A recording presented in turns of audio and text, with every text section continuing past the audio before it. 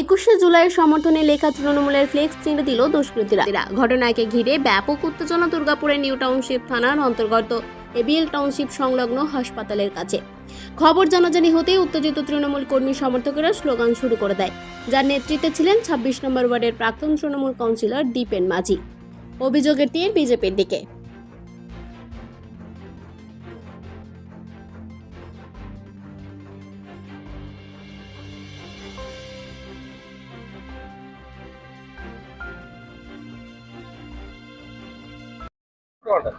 ঘটনা বলতে আমরা এই ব্যানার আজ থেকে দিন 7 আগে লাগিয়েছি।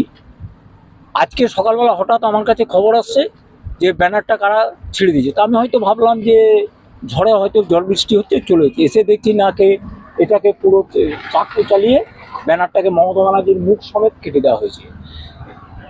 বিরোধীদের এই চক্রান্ত, আমরা এর তীব্র প্রতিবাদ জানাচ্ছি এবং এর সাথে আমরা এনটিএস থানায় আমরা একটা রিটিন কমপ্লেন করব। প্রকৃত তদন্ত হোক, কারা এই কোন দুর্বৃত্তরা এই কাজ করেছে। কি মনে হয় কারা করেছে? বিরোধীদের হতে পারে, সামনে প্রধানমন্ত্রী আসছেন, ওদের উৎসাহ এখন খুব বেশি।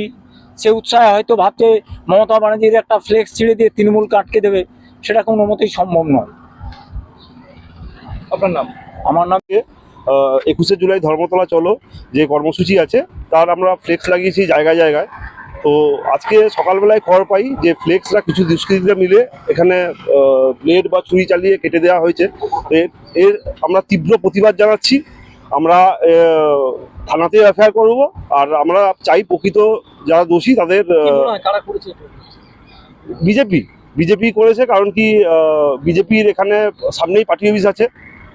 ওরাও কিছু লোক চায় হয়তো মমতা ব্যানার্জির এই রূপ মানে করে মজা করার জন্য, সেজন্য করেছে ওরাই। আমাদের এটাই মনে হচ্ছে। আমরা আইনটিটিউসির পক্ষ থেকে আমরা এই ব্যানার লাগিয়েছি। আমরা যে ব্যানার ছিঁড়েছে তার তীব্র প্রতিবাদ জানাচ্ছি। আমরা প্রকৃত তদন্তের দাবি। ভিত্তিহীন অভিযোগ, শাসকের গোষ্ঠীদ্বন্দ্বের জেরেই ছিঁড়েছে ফ্লেক্স। শাসক দলকে পাল্টাতেও বিজেপি নেতৃত্বে। এবিএল টাউনশিপের সামনে তৃণমূলের 21শে জুলাই ফ্লেক্স ছিঁড়ে দেওয়া হয়েছে, কি বলবেন? দেখুন, আগে মমতা বন্দ্যোপাধ্যায় বাংলার মুখ্যমন্ত্রী, তার ফ্লেক্সের নিচে লেখা হতো সততার প্রতীক। এখন এটা তৃণমূল কংগ্রেস দল আর সততার প্রতীক লেখেনি। এবার এই সততার প্রতীকের দলে বর্তমানে যা গোষ্ঠীদ্বন্দ্ব একে অপরের সাথে, 21শে জুলাইয়ের যারা ফ্লেক্স লাগাচ্ছে একদল চাঁদা তুলে, আর যারা চাঁদা তুলতে পারছে না তারা দুঃখে 21শে জুলাই মমতা ব্যানার্জির ফ্লেক্স ছিঁড়ছে। এর মধ্যে বিজেপির কোনো রোল নেই। যারা ওরা বলছে যে বিজেপি উল্লসিত হয়ে এটা করছে। এত দুর্দিন আসে নাই যে মমতা বন্দ্যোপাধ্যায়ের ফ্লেক্স ছেড়া হবে। আগে ফ্লেক্স মমতা বন্দ্যোপাধ্যায়ের মানুষ পয়সা দিয়ে কিনে খরচা করে লাগাতো।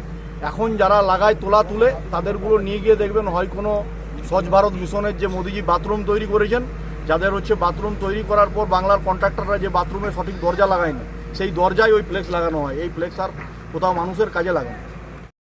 তৃণমূলের 21শে জুলাইয়ের ফ্লেক্স ছেঁড়াকে কেন্দ্র করে নিমেষে উত্তেজনা ছড়ায় এলাকায়। আগামী 18ই জুলাই প্রধানমন্ত্রী নরেন্দ্র মোদীর জনসভা রয়েছে দুর্গাপুরের নেহেরু স্টেডিয়ামে।